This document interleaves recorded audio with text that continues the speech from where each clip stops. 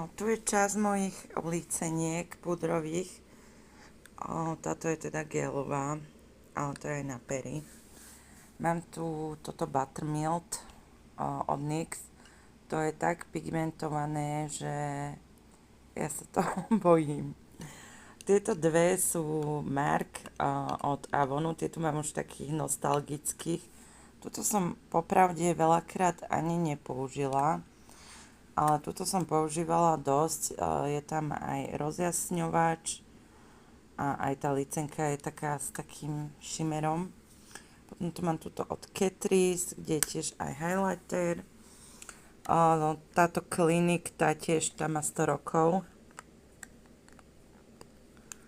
Ale tiež ju mám z takej nostalgie asi odloženú. Tu mám túto Trended Up, Essence, on sú také trošku podobné.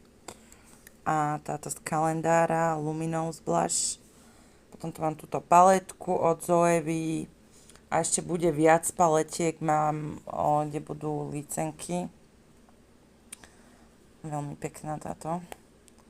Sweet Glamour. No ale ktorú zaraďujem do projektu je táto paletka od Pharmacy Infinite.